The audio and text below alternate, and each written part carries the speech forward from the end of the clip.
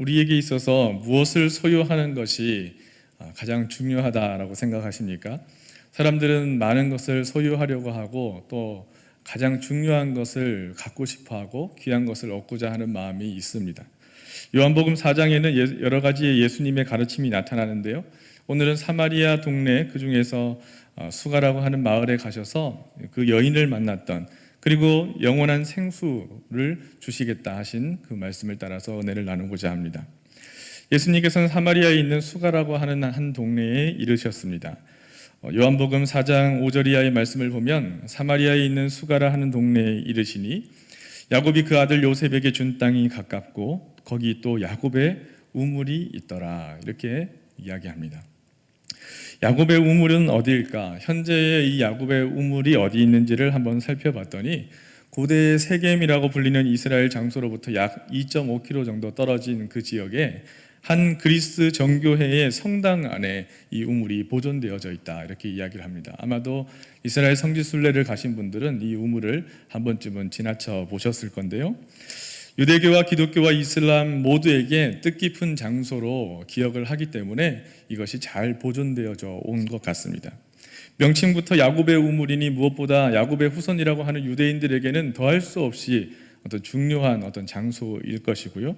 또 우리에게도 예수님과 사마리아 여인의 대화가 담겨 있는 성경의 장소이니 또 그것이 기억될 만한 장소이겠죠. 그러고 보면 구약에는 우물이 여러 군데에서 등장을 합니다. 우물이라고 하는 곳은 생명의 장소 또는 뜻밖의 만남을 만나게 하는 그런 장소, 그리고 그 만남을 통해서 이전까지의 어떤 일들과는 새로운 전환을 일으키는 새로운 역사가 시작되게 하는 장소로 많이 등장을 합니다.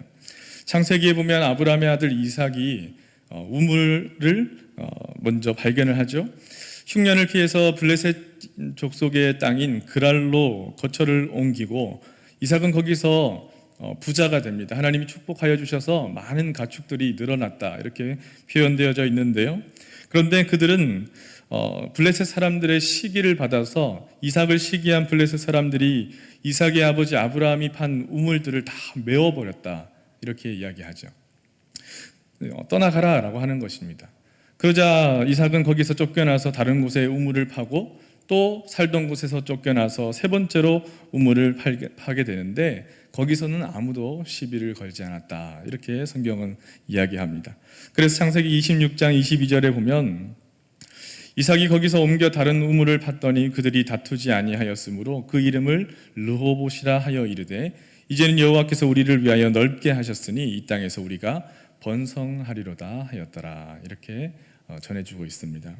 이렇게 우물이라고 하는 것은 그 우물이 있어야만 생존할 수 있는 장소, 그러니까 생명의 장소라고도 표현할 수 있겠습니다.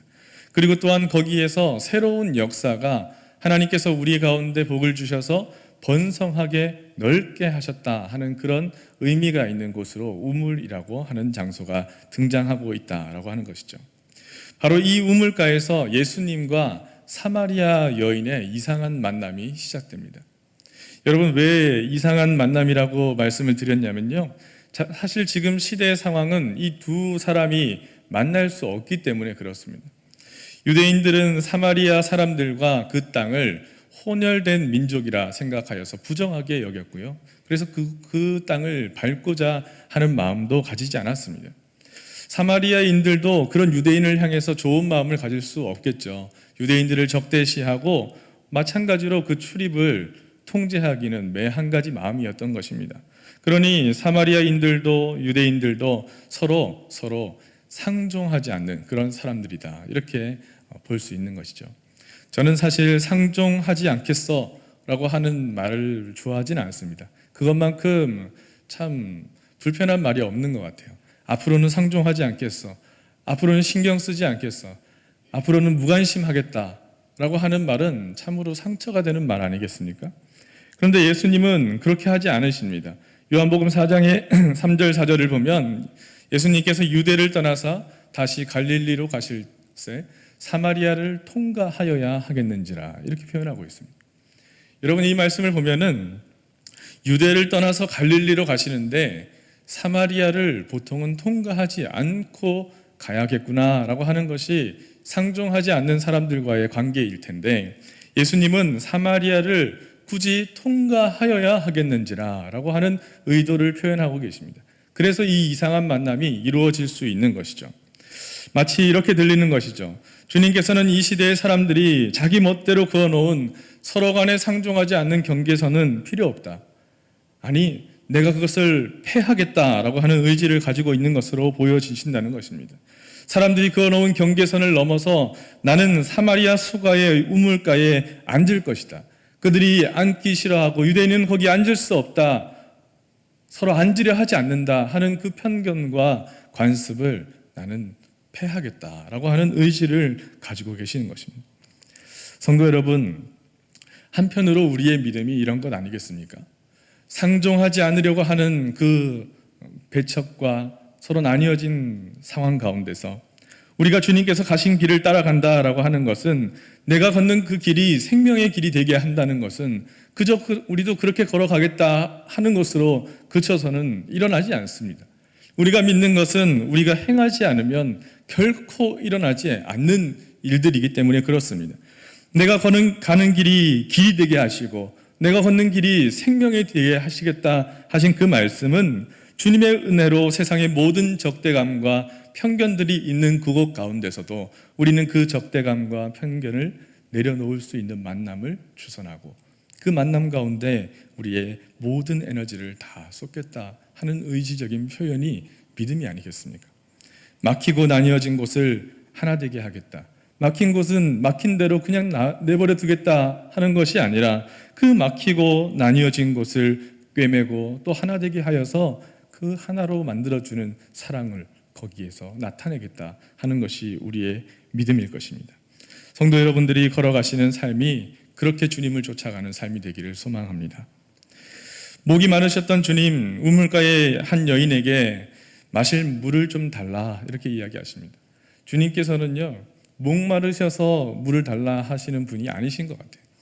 성경을 읽다 보면 주님께서는 다 알고 계시는데 모르는 척하며 질문을 하십니다. 그 이유는 무엇입니까? 그 말 통해서, 질문을 통해서, 대답을 통해서 그이가 하고 싶은 말들이 꺼내어지고 마음속에 숨겨져 있던 그 말들이 꺼내어지고 그리고 함께 이야기하며 그이의 마음을 해결해주고 또 만져주려고 하는 의도적인 질문인 것이죠. 9절 말씀에 보면 사마리아 여자가 이르되 당신은 유대인으로서 어찌하여 사마리아 여자인 나에게 물을 달라 하나이까? 하니 이는 유대인이 사마리아인과 상종하지 아니함이다. 이렇게 이야기합니다. 예수님께서 대답하시죠. 10절 말씀에 대답하여 이르시되 내가 만일 하나님의 선물과 또 내게 물 좀 달라 하는 이가 누구인 줄 알았더라면 내가 그에게 구하였을 것이요 그가 생수를 내게 주었으리라 대답하십니다. 여러분, 좀 이해하기 힘든 대화의 어떤 연속인데요. 물을 달라 하신 분은, 목마르신 것처럼 얘기하신 분은 예수님이신데 오히려 왜 그 물을 달라 하십니까? 라고 하니 오히려 내가 너에게 생수를 주고자 하는 것이다 라고 하십니다. 사실은 물을 달라 하시는 예수님의 요구가 예수님을 위한 것이 아니라 그 질문의 대답은 당신에게, 이 사마리아 여인에게 마르지 않는 생수를 건네고자 하시는 주님의 사랑의 어떤 질문이었다라고 하는 것이죠. 이어서 예수님과 여인의 대화는 더 깊은 영적인 차원으로 들어가려고 하는 것 같습니다. 12절 말씀을 보면 우리 조상 야곱이 이 우물을 우리에게 주셨고 또 여기서 자기와 자기 아들들과 짐승이 다 마셨는데 당신이 야곱보다 크니까? 라고 질문을 합니다. 이 여인은 당신이 진짜 생수를 줄 수 있습니까? 라고 질문하고 있는 것입니다. 나에게는 그릇도 없고 이 물은 깊은데 그런데 당신이 내게 물을 줄 수 있습니까? 여인은 예수님께서 하신 그 말씀에 무언가 그 질문의 의도와 다른 예수님의 마음을 느낀 것이죠. 사실 우리가 주고받는 대화라는 것이 그렇습니다. 물을 좀 주세요라고 하지만 사실 그 마음 속에 있는 무언가가 있다면 듣는 이는 그 마음을 느끼는 것이지 물을 달라 하는 것에 주목하지 않습니다. 여인도 마찬가지인 겁니다. 유대인들은 사마리아인은 유대인을 배척하고 서로 상종하지 않는 것이 일반적인데 이 유대인이 왜 나에게 물을 달라고 하는 것일까? 생수를 줄 수 있습니까? 하는 질문 속에는 그 마음이 표현되고 있는 것이죠. 생수는 단순히 육체의 목마름을 해결하는 것이 아니라 이 여인의 조상 야곱의 전통에까지 거슬러 올라가서 여인의 근본 원천 뿌리까지 다다르며 그 여인의 마음속에 있는 것을 건드리려고 하는 예수님의 질문일 것입니다. 야곱이 이 우물을 너희에게 주었고 너희의 자녀들과 가축들이 다 이 우물을 생명의 양식으로 먹고 그렇게 힘의 근원으로 삼아왔는데, 그런데 이것과 다른 그 안에 있는 생수를 줄 수 있습니까? 정말 해결해 주실 수 있습니까? 라고 하는 말처럼 들리지 않으십니까? 어떤 미국의 한 배우가 단역을 주로 하다가 하루는 일이 없어서 용돈을 벌기 위해서 독특한 일을 시작했다고 합니다. 그것은 사람과 함께 산책을 하는 일이라고 합니다. 요즘 주변을 보면은 그 동물들과 함께 산책하시는 분들이 많이 있지 않습니까? 미국은 아마도 우리보다 더 먼저 그런 문화들이 있었을 텐데요. 이 사람도 처음에는 반려견을 같이 산책해 주는 것으로 용돈을 벌기도 하고 그렇게 아르바이트를 하다가 문득 그런 생각이 들었답니다. 그 대상을 사람으로 바꿔보자 한 것이죠.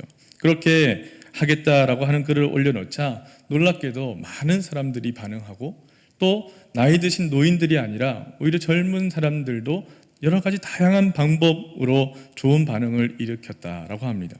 심지어 아들을 등교하는 우리 아들을 같이 그 걸어가는 길 가운데 이야기를 좀 나눠주시면서 등교를 시켜주십시오 라고 하는 재미있는 제안까지도 들어오게 되었다라고 합니다. 결국 이 사람은 직원을 한 30여 명 고용하는 그런 회사를 차리게 되었고요. 그리고 그런 사업을 동반자 사업이다 이렇게 부르기도 하는 그런 사업들이 생겨났다라고 합니다. 저는 그 글을 읽으면서 현대인들이 참 목마르구나 하는 생각을 했습니다. 함께 걸어갈 이가 있어야 하고 또 함께 무언가를 나누고 이야기할 목마름에 대한 갈구가 있구나 하는 것을 표현해 주는 것 아닐까 하는 생각이 드는 것이죠. 예수님은 지금 삶의 원천이라고 하는, 그들이 자기의 삶의 힘이라고 하는, 삶의 생명의 근원이라고 하는 야곱의 우물, 그것을 향해서 이야기하고 계시는 것입니다.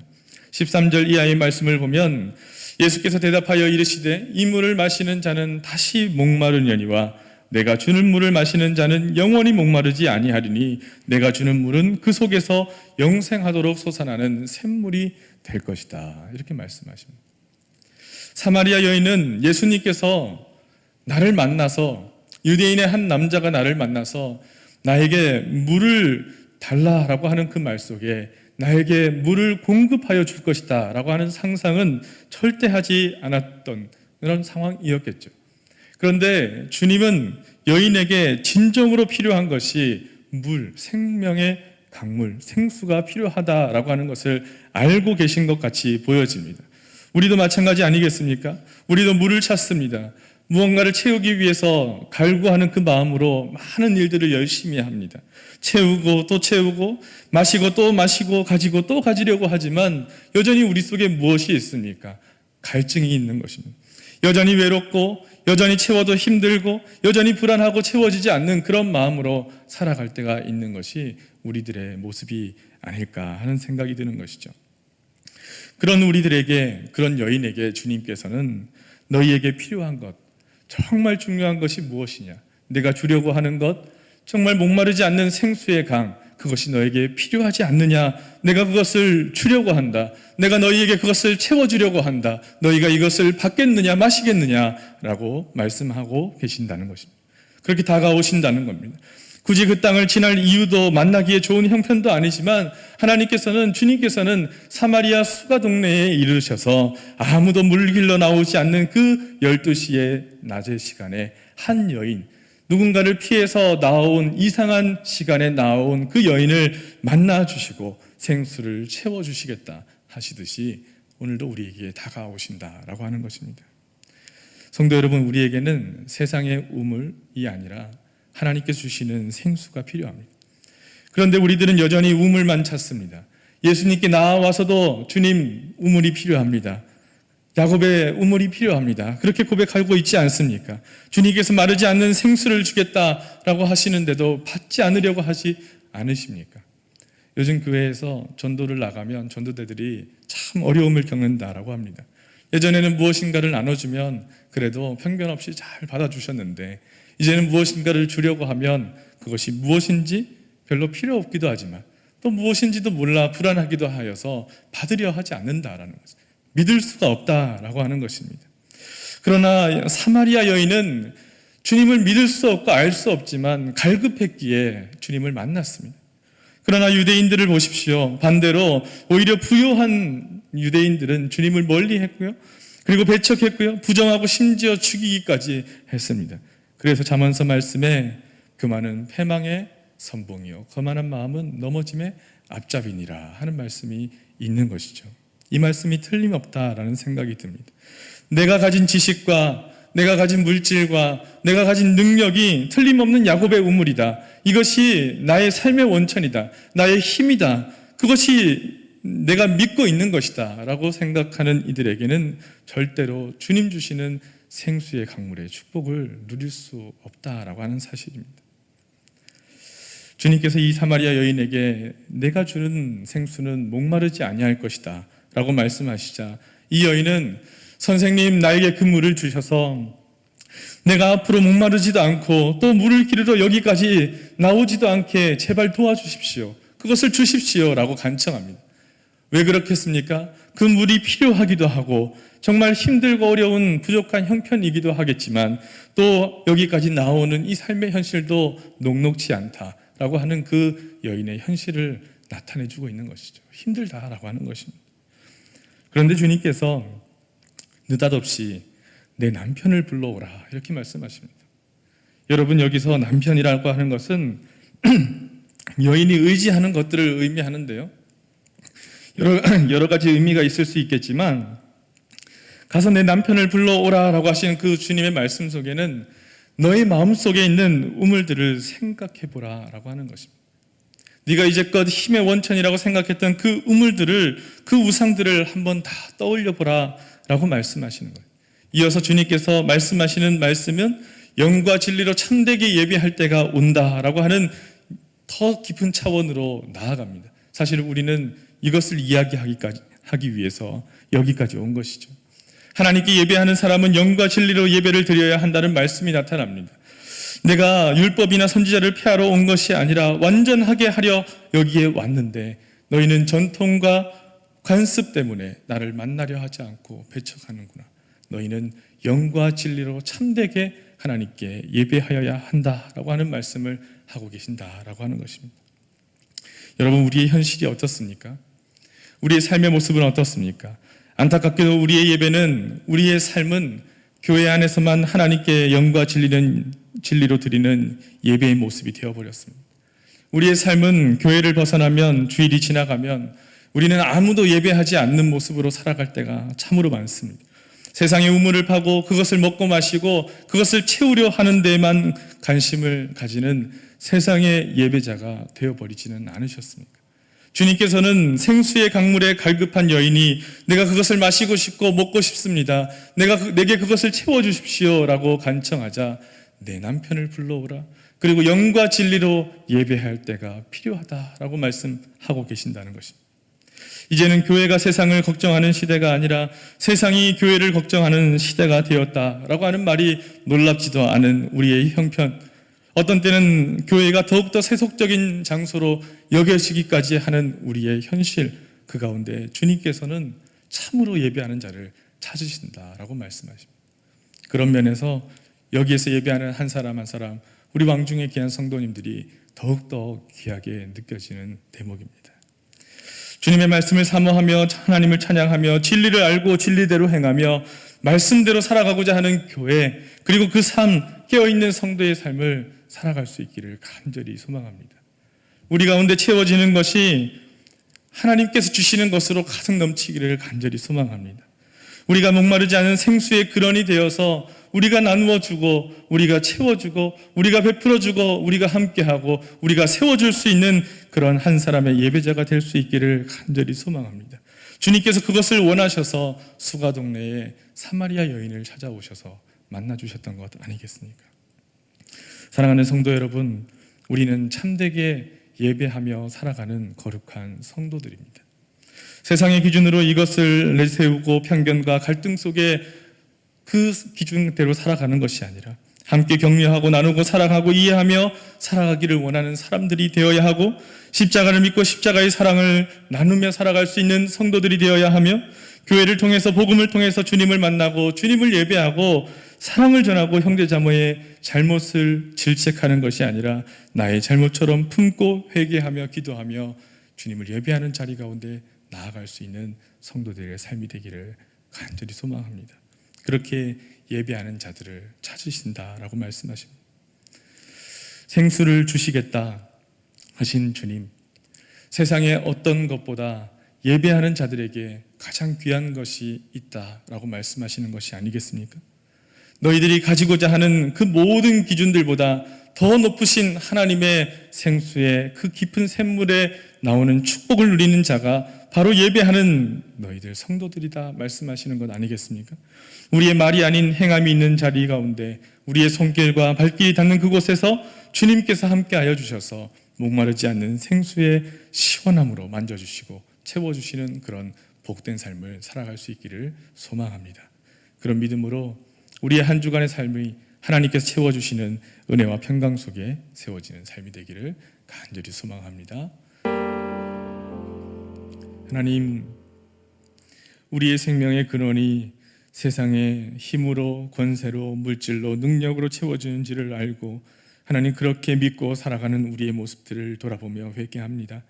하나님, 함께하지 하는 것이 아니라 상종하지 않겠노라 말하며 서로 분열하고 배척하며 살아가는 것은 아닌지, 하나님 나뉘어지고 하나님 돌아보지 아니하고 격려하지 아니하고 하나님 함께하지 아니하며 하나님 우리의 믿음만을 고백하고 있는 것은 아닌지 회개하게 하여 주시옵소서. 하나님, 우리의 믿음이 온전히 세워져서 우리에게 가장 중요한 것, 마르지 않는 생수를 공급하여 주시겠다 하신 하나님 그 예수 그리스도의 가르침을 따라서 사마리아 여인을 만나 주셨듯이 우리의 마음을 열어서 하나님 배척함과 적대감이 가득한, 편견이 가득한 그곳에서 우리의 마음이 사랑으로 온전히 변화되게 인도하여 주시옵소서. 손을 내밀어 하나님 격려하고 사랑하고 붙잡게 하여 주셔서 세워지게 하여 주시고 격려하게 하시고 일으켜 세워주게 하여 주시고 힘을 내게 하여 주시고 하나님 함께 울며 함께 웃으며 주님의 사랑을 전하며 살아가는 믿음의 거룩한 성도의 삶이 되게 인도하여 주시옵소서. 하나님, 우리도 마음에 갈급함이 있습니다.